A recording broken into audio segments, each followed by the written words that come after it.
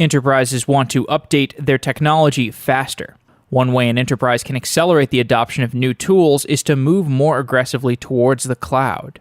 By giving internal developers access to the cloud, it becomes easier to provision new servers, allowing for rapid experimentation, test environments, and scalability. In previous shows, we have explored how large enterprises successfully learn to move their technology faster. Much of this process is rooted in being able to experiment quickly, which requires well-defined testing procedures and the ability to quickly provision and destroy infrastructure. Many enterprises have large on-premise infrastructure deployments. An enterprise's movement towards the cloud can be made complex by this existing set of servers. In today's show, Aparna Sinha discusses how Kubernetes is useful for enterprises and how it can improve development speed, experimentation, and observability. Aparna is the leader of the product team for Kubernetes and Container Engine at Google. Much of her job is centered around understanding what would be useful to enterprises who are choosing a cloud provider. The open source version of Kubernetes is useful on its own, but most enterprises choose a managed provider of Kubernetes, such as Google Kubernetes Engine, to help with support and onboarding. Full disclosure, Google is a sponsor of Software Engineering Daily.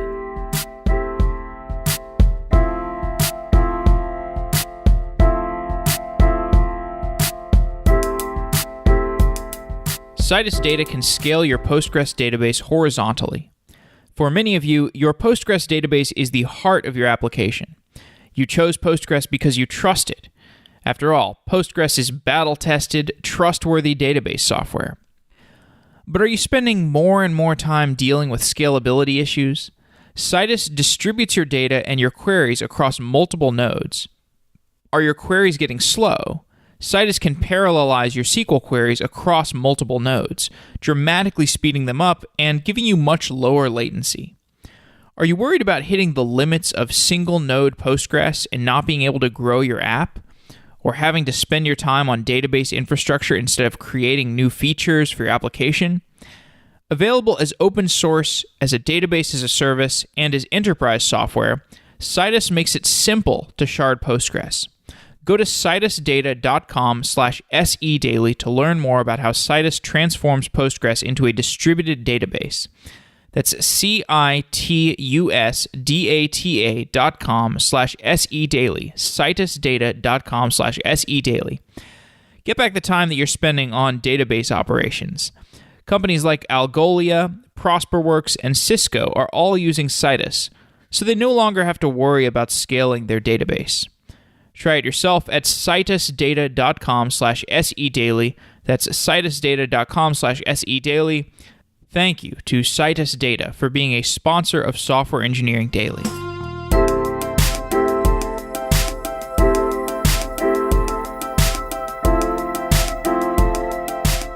Aparna Sinha, you are the Group Product Manager for Kubernetes at Google. Welcome to Software Engineering Daily. Thank you. Glad to be here. I want to talk to you about Kubernetes in its relation to enterprises. So there are large enterprises that want to update their technology more quickly. Many enterprises that we've had on the show that have legacy technology, they're in this situation where they can't iterate as quickly as they would like to. So this is a prototypical problem. I'm sure that you have encountered it in enterprises that you've talked to. What are the problems that these enterprises run into at a fundamental level when they're trying to move quickly? So, Jeffrey, as you know, software is becoming more and more critical to the competitiveness of every enterprise in every industry. And so the desire to move to new technology and to iterate on their existing software set is really rooted in business outcomes and the desire to be more competitive. But as a large enterprise, there can be many obstacles to moving quickly. And they come in many forms. I guess I'll highlight three. One is, if your internal IT systems and IT processes are based in the traditional way of releasing software, then they typically require quite a few approvals. They may have some manual processes where in order to provision new software or develop new software, you need to actually order hardware and provision virtual machines and install operating systems before your developers can even get started with rolling out applications. And that usually leads to some delays. The other sort of day two problem is keeping the software that you have up to date and current, and therefore being able to utilize the latest innovations in your field. And that's pretty critical if you want to be competitive. But enterprise software, especially when you have kind of a lot of process, tends to get stale, and then it's difficult to upgrade it. And then that's another reason why enterprise companies fall behind in terms of what they have in their tech stack. Those are two reasons. I think the third one really has to do with talent and capabilities. These days, developers are very much at a premium, and it can be difficult to hire the best developers or to hire developers that are up to date with the latest technologies. And ultimately, that determines the competitiveness of your entire enterprise and certainly of your IT capabilities. I think those are some of the basic challenges that companies run into. Then on the infrastructure side, I would say that the platform that you choose, the stack that you choose, and the processes that you build around it are some of the fundamental decisions that determine your agility, not just in the short term, but over the long term. In order to be moving faster, a lot of the enterprises have started to move a lot of their infrastructure into the cloud. And I think initially people were just looking at the cloud as maybe this is going to save us costs or reduce the operational burden we have by having to in-house our infrastructure management. But over time, there have been all of these other benefits that people have seen come with the cloud. For example, you have these really beautiful dashboards that are really well designed that the cloud providers build for people. It makes it much easier to interface with stuff. You don't necessarily have to go through a command line. You can go through like a really nice web interface, and that makes it more pleasurable to interact with, which lowers the barrier to engaging with this stuff and spinning it up. But then over time, even the command line tools for interfacing with cloud products have gotten better. And then I guess Kubernetes is not exactly a cloud product, but it's more like a product for managing your own internal infrastructure like a cloud, or with the assumption that you always have access to infrastructure to spin up new resources on. But I think I'm getting ahead of myself. So for these enterprises that want to move to the cloud in order to accelerate their operations, what are the challenges that they run into? What are the hurdles that they have to overcome in order to get that situation where I'm an average developer at a large enterprise like an insurance company or a bank or some kind of factory, and I'm just an average developer and I have access to cloud products? Yeah. Well, you're absolutely right about the value of the cloud. And I think it has gone through certain phases. In the beginning, there was this perception that, cloud is just about converting CapEx to OpEx, going from fixed cost for infrastructure to something that's, more on demand. And that's true. Cloud is that. But I think as users started to leverage the cloud, they discovered the other benefits: agility, being able to start very quickly. You dream up a project and immediately you can start coding it, and in a little while you can start releasing it and testing it and making it available to the world. So that turned out to be potentially a bigger benefit, a top line benefit versus a bottom line cost reduction. And then I think particularly for smaller companies or newer projects that have an unknown demand, the scalability of the cloud. So you don't have to ever over provision, and yet you're not under provisioned. You can actually grow without overpaying, and yet without curtailing your growth. So I would say, cost reduction, agility, scalability, these were some of the early benefits that folks realized. And then I think a few years ago, there was another major shift in the adoption of the cloud when I think the world realized that the cloud can actually be more secure than on-prem infrastructure. And that really has to do with the fact that the cloud is a constantly updated, very current environment. And so, Google, of course, excels at security. And, we saw this last year with some of the security changes that Google made even before those exploits were announced. And it is on an ongoing basis. So customers have started to realize that actually the cloud can be more secure, the cloud can be more reliable.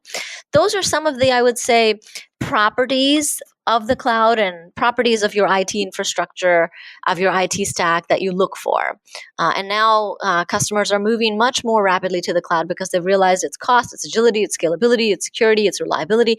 Boy, I can get a lot of that at par or better than what I could do on premise.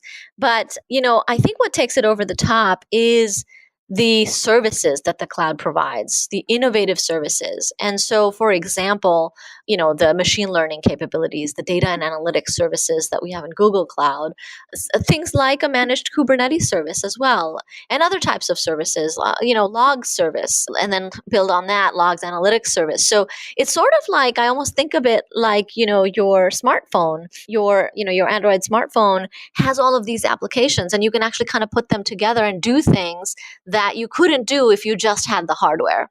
So I make that analogy, and it helps me see the true benefits of the cloud beyond just the fact that it's more secure, more reliable, hosted hardware.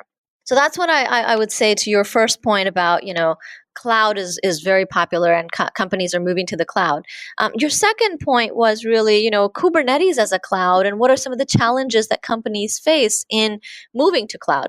I think Kubernetes is absolutely an enabler of cloud. It's a very, very close companion. And the thing about Kubernetes that makes it an enabler of the cloud is it actually enables that high utilization of the underlying infrastructure.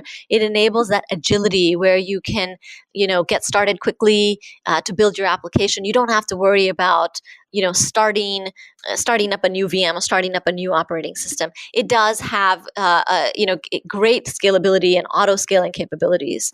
So it gives you some of those aspects of the cloud, even on premises, even in an environment which isn't actually an elastic environment, right? So you can use Kubernetes to achieve that agility or similar agility, similar utilization and performance and reliability. So customers often tell me that with Kubernetes, my VMs could go down and it didn't matter. My application still stayed up. So some of the things that they notice when they use Kubernetes is the increased utilization, the increased reliability, and of course, the ability to release software more frequently.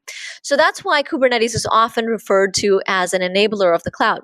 But the other piece of it, which I think is even more important, is the fact that once you are running your applications on Kubernetes, it makes it very, very easy to move to a public cloud or to move back to on-premise or to, move between cloud providers.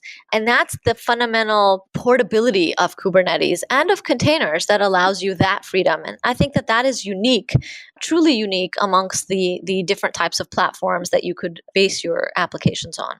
So what I'm hearing you say is that there are issues with moving to the cloud because a company already has pre-existing infrastructure, and I think there's some hesitation to buy into a solution that would lead them towards it, where it's something that they would feel like they would be locked into. But what's useful about Kubernetes is that it is this layer of optionality, and that why there's the comparison to Linux, which is a very apt comparison, where I think enterprises are fairly comfortable. Most enterprises are fairly comfortable with Linux at this point, or many enterprises. I don't know about most, but many are very comfortable with Linux as a optionality layer that's not going to lock them into anything specifically that they don't want to be locked into. So could you give a little more color on why that's appealing to enterprises, like that layer of optionality, the layer of flexibility? Yeah, so you talked about the issues with moving to the cloud. I think there are three main issues that companies encounter. Number one, do I have the capabilities that I need to get to the cloud? Like, do I have the staff and the training that I need to get to the cloud? I think that's number one. Second, are all of the constraints that you mentioned.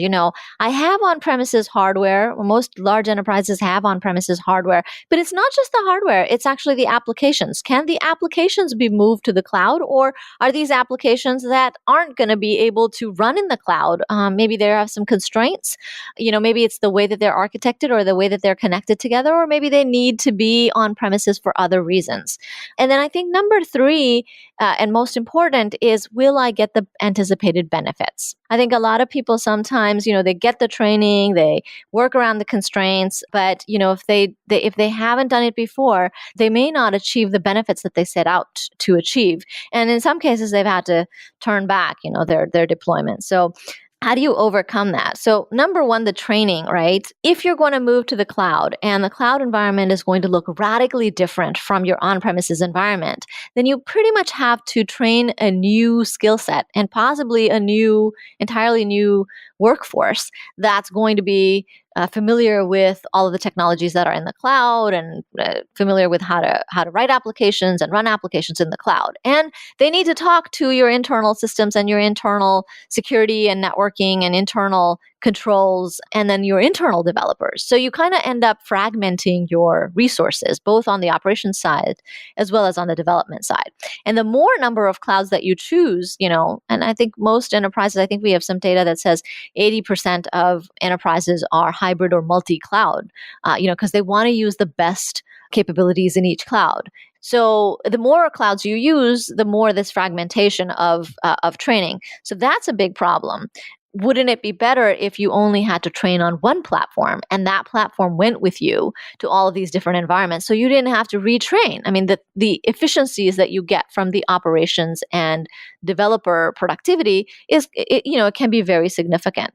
Secondly, the constraints are what they are, but if you can actually work on the constraints in a more gradual manner so that you can work on the constraints in your own environment, for example, so that, you can integrate your more modern, your more cloud native applications with your legacy applications, say in the framework of your on-premises security and networking setup before you move to the cloud, that can actually be a great way to take care of the constraints.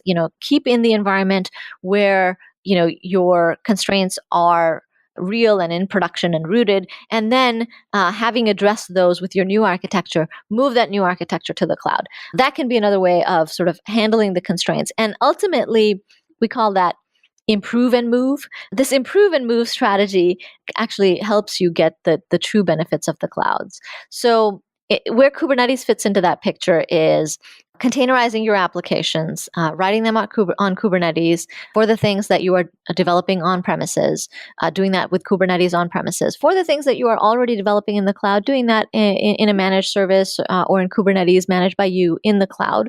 Then you have kind of a one-for-one footprint in both places, in on-prem and in cloud. And then it makes it very easy to move that application from on-prem to cloud.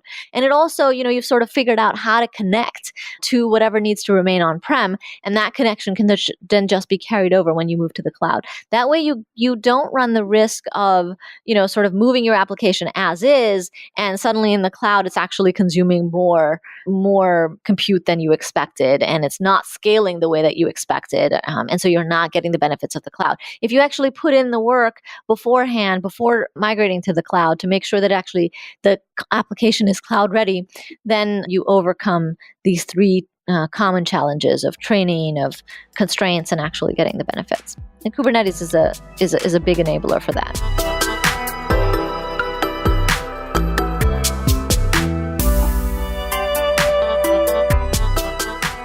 This episode of Software Engineering Daily is sponsored by Datadog. Datadog integrates seamlessly with more than 200 technologies, including Kubernetes and Docker, so you can monitor your entire container cluster in one place. Datadog's new live container view provides insights into your container's health, resource consumption, and deployment in real time. Filter to a specific Docker image or drill down by Kubernetes service to get fine-grained visibility into your container infrastructure. Start monitoring your container workload today with a 14-day free trial, and Datadog will send you a free t-shirt. Go to softwareengineeringdaily.com/Datadog to try it out. That's softwareengineeringdaily.com/Datadog to try it out and get a free t-shirt. Thank you, Datadog.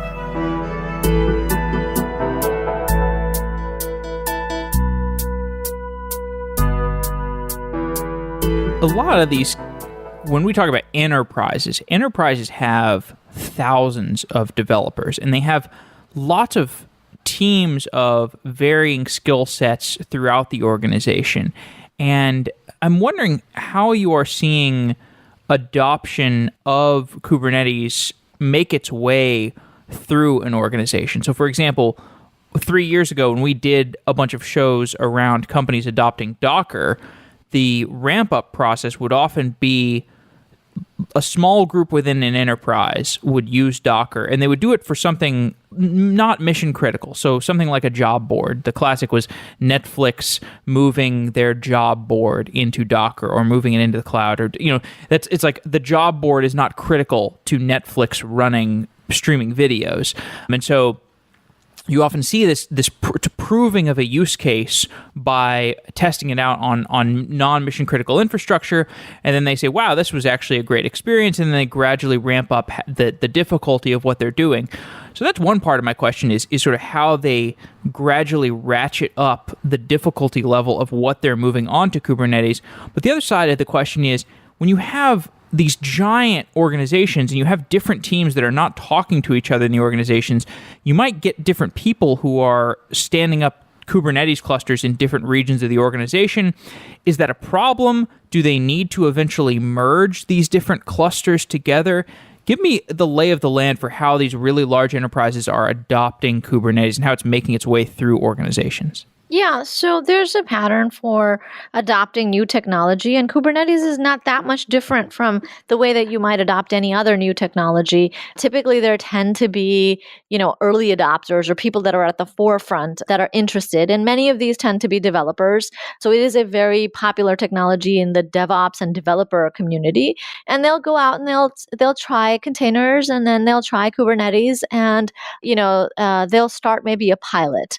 So if you're, a smaller company, a startup, then this is just something that like makes complete sense. And you just, you start with it. And I've seen companies that don't have anything else. Their entire portfolio is based on Kubernetes. But when you talk about the medium to large enterprises, like you said, there's thousands, sometimes tens of thousands, right? 20, 40,000 developers. And it tends to be, a couple of teams. Developers certainly are starting, will start to use containers before anyone else in the organization. But what we also find is that there are innovation teams or platform teams. These tend to be kind of cluster admins, or these are teams of admins that are charged with, hey, we're really looking for the next generation of improvements in productivity. How are you improving our ability to launch? How are you improving our ability to achieve business results? And those are typically the teams that they will go out and they'll experiment with technology. And so over the last 3 years, we've met teams at almost every large enterprise. I can't think of any, any industry. Like I've seen them in every bank, every insurance company, healthcare more often now, and retail and gaming and media. Across all these industries, every company has, this type of team that starts to look at what's our next generation platform? How can we improve the productivity and utilization and get our business to the next level? And that's where they typically bring in Kubernetes. And then what they'll do is they'll set up a Kubernetes environment. They'll, of course, test it out themselves. They'll start a few applications, and then they'll make it available to their constituents, which could be other portions of the IT organizations, or it could be just developers in a particular business unit or across business units. And then those developers will start to use this. And typically, it starts the way any other thing starts. I'll use it for my web app, or I'll use it for my front end, or I'll use it for an e-commerce app, or maybe I'm writing something that needs a machine learning, chatbot or something, or I'm doing something that's stateless. That's typically where it'll start. And then they discover that actually I can do more than that on this platform. Maybe I should try and run some batch jobs. That'll actually be very efficient. I'll only use what I need, and it seems like a good platform. And then they'll find actually, yeah, there's a lot of documentation. There's a lot of history. There's a lot of tutorials. There's a lot of actually examples. I can do that. Well, that works. Or if they're trying out something like serverless or functions, this can be a great platform for that. And then eventually that platform team will get enough demand that they start to formalize the platform. They, of course, make sure behind the scenes that they get the security and compliance and networking capabilities. If they're building a hybrid cloud, they'll build a pathway to the public cloud so that, this platform can be used in the public cloud and in the on-premise environment. And then they'll start to support more and more types of applications. And kind of create an internal document or set of documents about how to use the platform. And then I've seen many companies that have built an entire PaaS for their internal teams that's based on Kubernetes and for them to use Kubernetes. So I think the thing that's different about Kubernetes relative to other technologies that I've seen is the rapid adoption of it. And I think that is rooted in the fact that you see the benefits pretty quickly. Your developers see the benefits pretty quickly. As an operator, you see, wow, okay, this is actually, really bringing benefit to my organization, and I know how to manage it. And it's pretty elegant, how I can extend the API. It's elegant how I can do things in Kubernetes, how I can configure things, how I can set policies, how I can provide, capabilities to my developers. So I found that a lot of these platform teams have become fans of the software. They've started contributing to the open source. They become part of the community. So they're not just customers or users. They start to become contributors or at least participants in the community, and they feel this sense of ownership. So the passion around it, I think it comes from the effectiveness of the software and also just the openness of the community and of the software. So that then is a virtuous cycle. It generates more usage, and then of course the end users find it useful. So that's how I think Kubernetes is different in that it's like any other new technology, the pattern that you use to adopt it, but then it spreads faster. Sometimes enterprises can be hesitant to pick up a technology when there are security risks to picking up that technology. What were the challenges of security of Kubernetes that the platform has overcome in the last couple years? And how have you seen those security challenges impact the perspective of Kubernetes from those enterprises? Yes, absolutely. Security is an extremely important criteria for most enterprises. Particularly, as I mentioned, there were some statistics I think last year from RedMonk that 54% of the top Fortune 100 are using Kubernetes in some form, and there's a high percentage of financial services that are using Kubernetes. These are obviously regulated industries. These are industries that have a very high bar on compliance and also security. They have a lot of customer data that's very, very business critical. So I think 3 years ago there was much concern about using containers as a technology for security conscious enterprises. There's been a lot of progress on the technical front in the realm of security and container security, infrastructure security, runtime security, and just security constructs in Kubernetes overall have made tremendous progress in the last 3 years. And I think that is evidenced by the fact that there are now so many of the financial institutions and so many of the regulated industries that are using Kubernetes in production, in fact. So, and I wouldn't say that it is being used at a very large scale. The entire company is using Kubernetes. There are some, but I think it's still on the way to mainstream and massive adoption in these regulated and highly security conscious industries. But it's certainly being used in production, which means that it's the base capabilities are starting to be there. Some of the base capabilities, and these were mostly all introduced more than a year ago. Role-based access control, was stable in the 1.8 release, and for context, we're now working on the 1.12 release. We just finished the 1.11 release last week. So this is a while ago now that role-based access control became stable, and it was available for a year or more before that. But that basically allows you to set granular controls on who can do what in your cluster. And then network policy, which is an it's an L4 construct for which applications or which pods can talk to each other, and being able to set that at a policy level at an L4. It's a basic capability, again, I think that enterprises need. Combining that with L7 policy controls, which are now offered through Istio. Istio is an add-on on top of Kubernetes that provides not only service-to-service authentication and this type of L7 security policy, but a number of other developer-facing functions like load balancing and canarying as well. But back to security, network policy, RBAC, those are some of the building blocks. But then in every release, we've been adding more capabilities. So pod security policy and secrets encryption, which was released in 1.7, and in the last release, 1.10, was enhanced and I think is now beta or stable. Those are some of the things that enterprises expect. And I think that we're more than, 50, 70% there in terms of security capabilities of Kubernetes for, the more security conscious enterprises. And then on top of that, if you work with a provider, a managed provider like Google Kubernetes Engine, security is really built in to that offering. There's obviously the various types of compliance, HIPAA compliance and other types of compliance, or something that the cloud provides, that GCP provides on GKE as well. But then we also provide a very locked down operating system image, which is patched and upgraded regularly for any CVEs that may come out.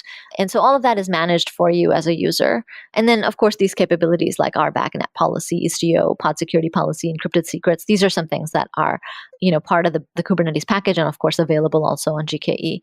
So as a whole, I think it has become much more reliable, much more secure, and that is evidenced by the fact that you have now large financial services and, of course, huge retailers with PCI and customer data that are comfortable, and they feel that Kubernetes is secure to use in production. So the typical model of using a container on Kubernetes is you're sharing a kernel, an operating system kernel, with other containers, and there are some fundamental security concerns that come from this shared operating system model.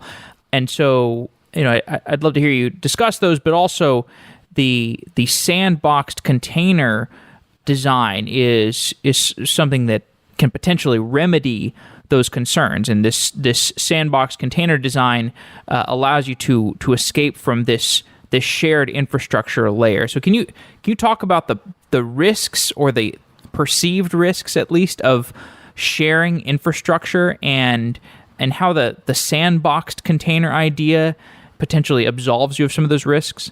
Yeah. So there's security, and then there's, sort of hard multi-tenancy and hard security boundaries. And in the case where you have, say, Coke and Pepsi, on the same cluster, you want to have really hard multi-tenancy boundaries and isolation between those two types of tenants. And there are other cases where, even within your organization, maybe it's not multi-tenant, but even within your organization, you want to make sure that there is never any risk of, you can never say never, but, there's hypervisor level isolation between workloads. There can be more sort of vulnerable workloads that are less secure that you want to run in kind of a more secure environment. So, for example, WordPress or some of the other workloads that are more prone to container breakout or to issues, security issues, you may want to run in a more lockdown environment. And so that's where things like sandbox containers and the ability to have hypervisor grade isolation between pods and containers comes in. And so that is a specification that we've been working on in SIG-Node for several months. And at KubeCon in EMEA, we introduced gvisor, which is Google's implementation for secure pods or secure containers.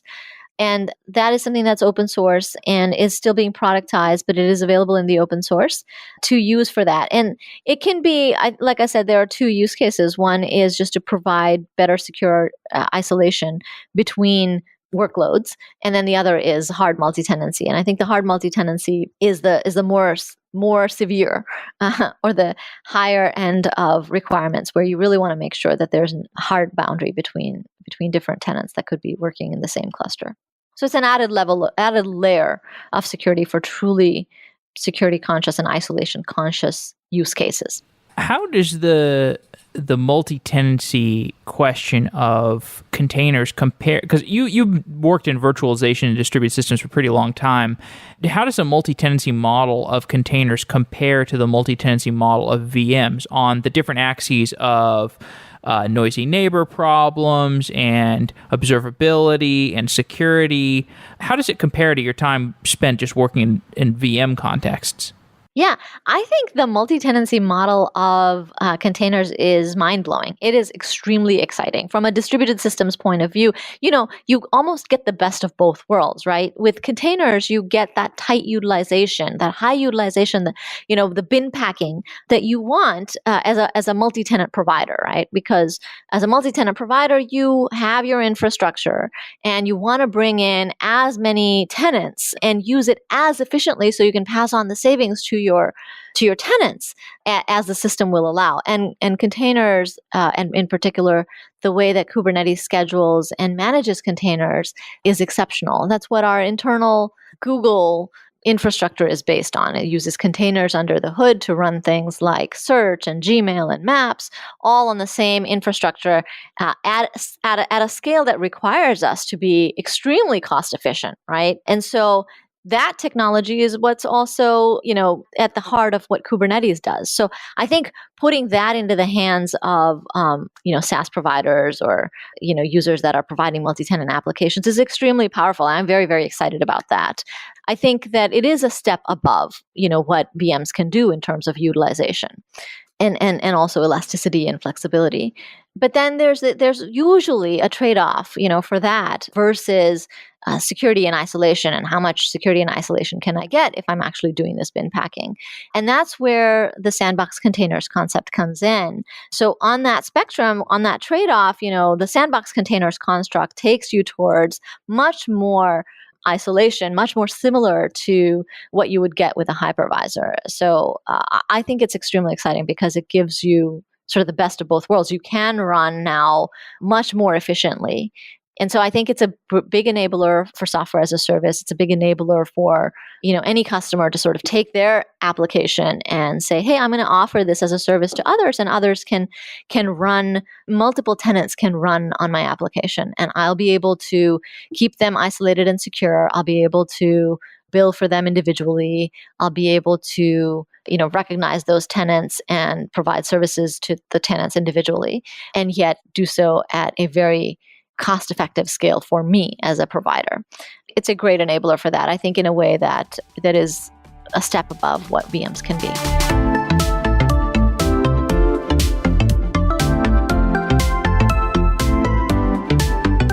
Cloud computing can get expensive. If you're spending too much money on your cloud infrastructure, check out Do It International. Do It International helps startups optimize the costs of their workloads across Google Cloud and AWS so that the startups can spend more time building their new software and less time reducing their cost. Do It International helps clients optimize their costs. And if your cloud bill is over $10,000 per month, you can get a free cost optimization assessment by going to doit-intl.com/sedaily. That's doit-intl.com/sedaily. This assessment will show you how you can save money on your cloud. And Do It International is offering it to our listeners for free. They normally charge $5,000 for this assessment, but Do It International is offering it free to listeners of the show with more than $10,000 in monthly spend. And if you don't know whether or not you're spending $10,000, if your company is that big, there's a good chance you're spending $10,000. So maybe go ask somebody else in the finance department. Do It International is a company that's made up of experts in cloud engineering and optimization. They can help you run your infrastructure more efficiently by helping you use commitments, spot instances, right sizing, and unique purchasing techniques. This to me sounds extremely domain specific. So it makes sense to me from that perspective to hire a team of people who can help you figure out how to implement these techniques. Do It International can help you write more efficient code. They can help you build more efficient infrastructure. They also have their own custom software that they've written, which is a complete cost optimization platform for Google Cloud. And that's available at reoptimize.io as a free service if you want to check out what Do It International is capable of building. Do It International are experts in cloud cost optimization. And if you're spending more than $10,000, you can get a free assessment by going to doit-intl.com/sedaily and see how much money you can save on your cloud deployment.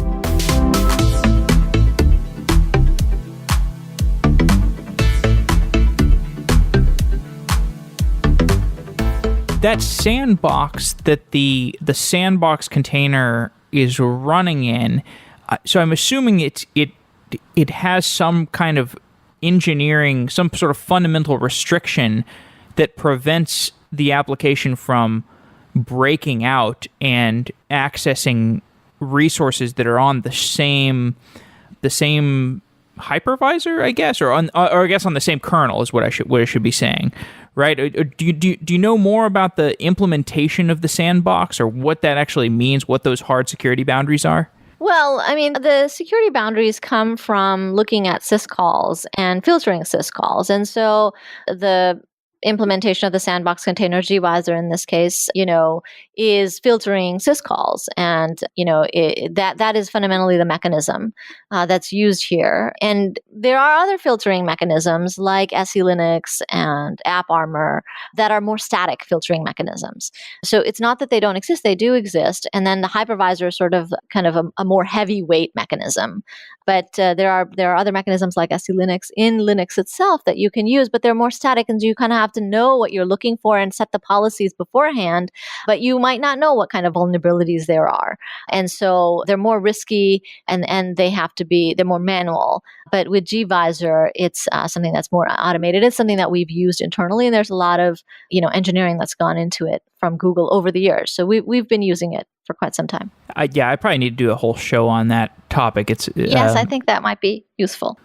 And to what you said about the economies of scale, I did some early shows on Docker where I would ask people about like how big are the economies of scale that people are getting when they go from just a VM based infrastructure or bare metal infrastructure to containers, and nobody really had like hard numbers at that point because I think it was a little bit early. But at this point, I've done a couple shows where people have really benchmarked their spend and how much they're saving.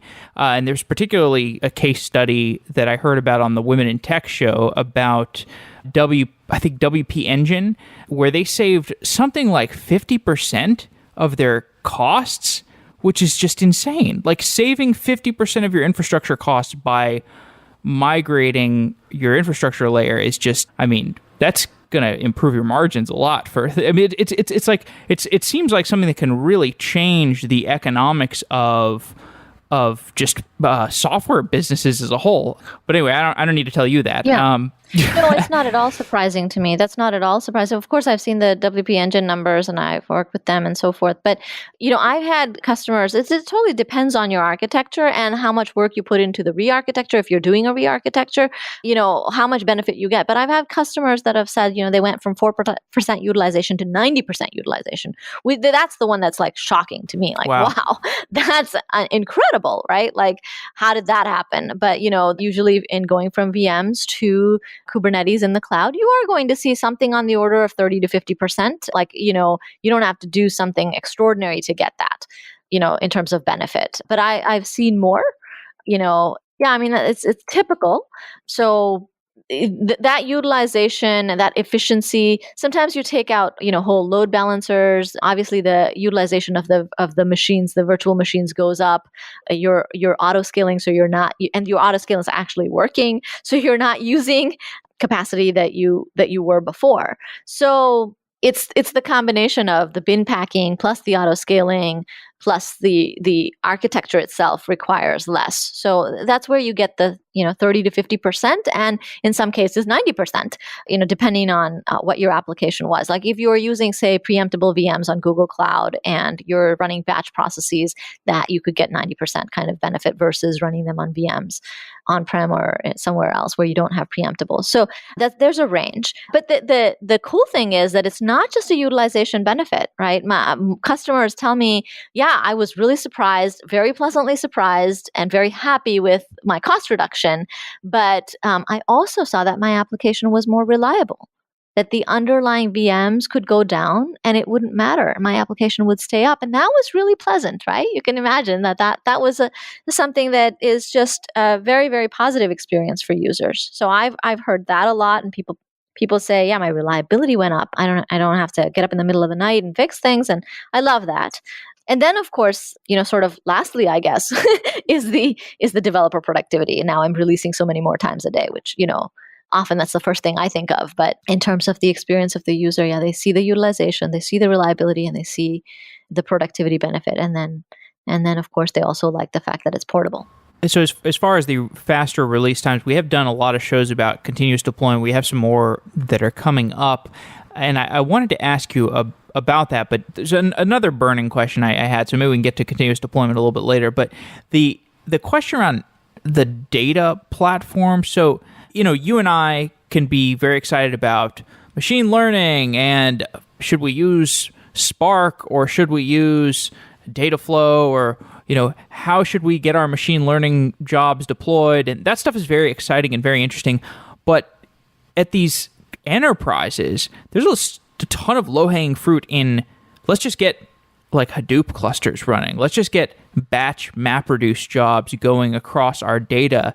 And I think, the Hadoop providers that came out in the earlier 2000s, like the MapRs and the Clouderas of the world, and of course the other cloud providers were very helpful in modernizing some enterprises and bringing MapReduce and straightforward data platforming into these enterprises. But there are still challenges, at least I get the sense, there are challenges at the data platform layer that can be improved by Kubernetes. So when you're talking about the data platform, what are the ways that Kubernetes can help some of these enterprises, like a big insurance company, develop its data platform? Well, there's a couple of ways. I would say what is sort of being done today is you sort of have your Kubernetes environment. It could be in GKE, it could be on-prem, and you may be integrating it with an existing data warehouse or an existing Hadoop cluster, right? That's sort of I think the traditional way. You're doing some batch processing in Kubernetes, and then you're doing some ETL, say on-prem with your data warehouse or with your Hadoop cluster, and that's happening at some frequency that makes sense for your business. That's kind of not using Kubernetes as a data platform or only using it as a part of your data platform. The other is to run stateful services on Kubernetes, and we have invested about 2 years to build up the capabilities. So originally, I think when you think about containers, they weren't really thought of as, and they weren't capable of running stateful applications. That's sort of more of a recent development, I think, over the last 2 years, where we've invested quite a bit of time in running stateful applications on Kubernetes.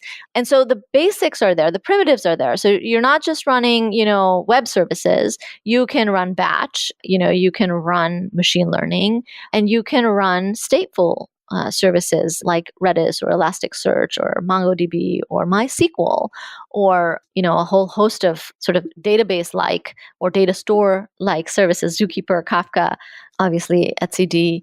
So you can run these things on Kubernetes, and then when you run them on Kubernetes, they obviously have all of the benefits of the efficient infrastructure, the auto scaling, and the reliability piece. But they're architected differently than stateless applications, and so providing the primitives to run these types of stateful services on Kubernetes is what we worked on over the last year or 2 years, providing the primitives. So the primitives, in terms of stateful sets and init containers and the jobs capability and the batch API. Those primitives are stable, actually. We've matured them over the course of the last 2 years. And now what we're doing is we're encapsulating a lot of that capability into what are called operators or application operators. And application operators sort of automate the deployment of stateful applications in your cluster. And they extend the Kubernetes API to provide you an API endpoint that speaks the language of that application. And with further development, we're actually building application lifecycle capabilities into the operator. So the operator will actually upgrade and do maintenance of your application. And we've picked certain applications to begin with. So like you mentioned, Spark, and I think also TensorFlow and Airflow and Redis. And and it's based on sort of what's a good fit for Kubernetes, plus what is their, sort of immediate demand for. And Hadoop isn't yet, it isn't a good fit for Kubernetes. So I think that is sort of at the level where we're integrating with it, but not really running it. Spark is and has been a very good fit. And so we have native support for Spark, and Kubernetes is a native scheduler for Spark. And then cluster databases obviously are a natural fit, or cluster data stores are a natural fit for Kubernetes. But then also things like MySQL, CockroachDB and things and MariaDB and kind of more traditional kind of databases as well. And then of course Redis and Elasticsearch. These are things that people tend to use very commonly. with what they're building on Kubernetes. I think over time, we may find that Kubernetes expands to be a more universal platform. That's certainly, it's come a long way already. It may expand in other ways to be a more universal platform. There's still more engineering, I think, to be done. How has your role changed as the Kubernetes project has scaled? My role, well, I lead product for Kubernetes, and it has been an extremely exciting ride, I would say. I've enjoyed very much bringing this project and this product up and being there in the early days and bringing it up to kind of a more mature project where there's getting to be widespread usage. My role, and I would say in my team's role, has shifted from guiding the initial technology, working very closely with engineering to bring some of the innovation to market and explaining the innovation and changing mindsets, evangelizing and kind of describing the benefits of containerization, the benefits of this platform, everything we talked about here with regard to utilization and agility and portability. These were things that weren't obvious. People were very rooted in VMs. And, 2 years ago, these things weren't very obvious. And so we worked on a lot of demos and use cases and tutorials to teach users about this and also to learn about user environments to see how this technology could fit in. But I think in the last year and a half, that has shifted to actually users know. And they come to us and they tell us, hey, I got high utilization. I'm being very productive. And we're like, okay, that's great. And what we're working on is, okay, how do we understand the enterprise requirements? How do we understand all of the security capabilities and build those security capabilities? And going back in and working with our engineering team to really prioritize and really understand the enterprise environment in which Kubernetes is used. What are the other things that Kubernetes is used for? What are the network constraints? What are the storage constraints? What are the traditional sort of hardware and legacy software that is needs to interface with? What are the things that we need to build to make it simpler for a new class of developers who, or maybe data scientists that are going to be using Kubernetes? How do we make it simpler for them to use? So both towards the lower end of the stack as well as at the top end of the stack, we've been innovating as a product team to get that understanding of the customer and build that roadmap for the product for Kubernetes and especially for GKE to start to move, into mainstream production, regulated, highly secure enterprise environments, oftentimes in on-premise use cases or in use cases that span enterprise and cloud. And making it easier to use for a wider class of developers. So those are the ways in which my job has changed. And, I come from an enterprise software background, so I've naturally gravitated towards, making this software work for large enterprises, providing a higher SLA, increasing the security and reliability, getting it into on-premise environments and making sure that hybrid works well. But then we've also been innovating on the developer efficiency and the developer ease of use side of GKE and Kubernetes in general. Now, to some degree, Kubernetes is, you could just let Kubernetes take the wheel from you and drive the pace at which you're working. And the project has so much momentum and so many different people working on it that it's probably taking on a life of its own to some degree. But I know that at Google there is a high value placed on objectives and key results and key performance indicators so that you have this framework of measurement that can keep you sane when things are getting really crazy. And also, if things feel like they're losing momentum, then these numerical principles can help you find what to focus on. So in light of that, what are the OKRs and the KPIs for Kubernetes this year? I don't think that, especially in a space that's moving as quickly as cloud and, cloud native technologies, I don't think you can let, the pace of the project drive where you're going in the future. That's a recipe for disaster. I think that as a product owner and a product lead, you have to have a vision for the future and you have to be driving towards where you think the technology can go. I think we're very fortunate in Google Cloud in that we have a 15 plus year history with containers and with container orchestration. So we've used it and we've seen a lot of it. And I'm very fortunate to work with an engineering team that originally worked on Borg. So that's the kind of environment that's just, you can't replicate. You can't you can't dream it up. It just sort of happened. And we're very fortunate to have that. So that makes it a little bit easier to know, at least from a technical side, where things are going to go. But, in terms of objectives and key results, I think it's very much about gaining traction in new areas where, and it has been that way since the beginning. Even in the first years when I started working on Kubernetes, it was about, well, what is the segment and what is the use case that we think is the next use case that, Kubernetes should grow and evolve to fill. And it's still the case. We're always looking at the next. And so at this point, as I mentioned, enterprise and then developer experience, making it, as you become a mass adopted technology, or a technology that's adopted by the masses, you have to have a way for people to learn it and use it that's intuitive, where they're not having to gain a level of expertise. They can actually just come and use the platform and do the thing that they came there to do without having to learn a lot of the nuances. So that's where a lot of our focus has been now, that we have kind of an underlying technology that's flexible, that can be used for multiple types of applications. How do we make it easy for developers to use it? And so building CI/CD capabilities, providing a service abstraction layer where, there's a catalog of services that developers can choose from and easily integrate into their applications, and then automating all of the rest of the underlying infrastructure and underlying capabilities of Kubernetes. So automating the provisioning, automating the scaling, automating the, scaling down, and then providing all of the auxiliary services like monitoring and logging and, auditing and compliance, providing all of that as a package so the developer is productive and can focus on what they need, and they can easily get to what they need. And those are the type of things that are on the OKRs, that are on the next phase. And then, of course, expanding the footprint into enterprise and into hybrid, making sure that not just one cluster, but that you can manage multiple clusters and you can manage them across environments, and you can run different types of applications, and you can run them in a secure way with multi-tenancy.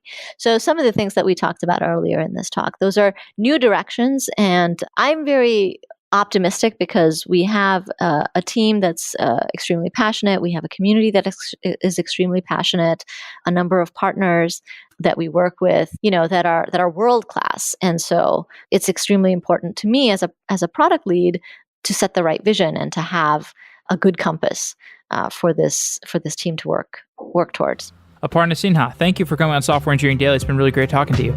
Thank you. You listen to this podcast to raise your skills. You're getting exposure to new technologies and becoming a better engineer because of it.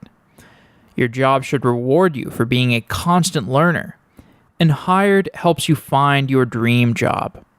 Hired makes finding a new job easy. On Hired, companies request interviews from software engineers with upfront offers of salary and equity, so that you don't waste your time with a company that is not going to value your time. Hired makes finding a job efficient, and they work with more than 6,000 companies, from startups to large public companies. Go to hired.com/SEdaily and get $600 free if you find a job through Hired. Normally, you get $300 for finding a job through Hired, but if you use our link, hired.com/SEdaily, you get $600, plus you're supporting SE Daily. To get that $600 signing bonus upon finding a job, go to hired.com/SEdaily. Hired saves you time, and it helps you find the job of your dreams. It's completely free. And also, if you're not looking for a job, but you know someone who is, you can refer them to Hired and get a $1,337 bonus. You can go to hired.com/SEdaily and click Refer a Friend. Thanks to Hired for sponsoring Software Engineering Daily. Wow.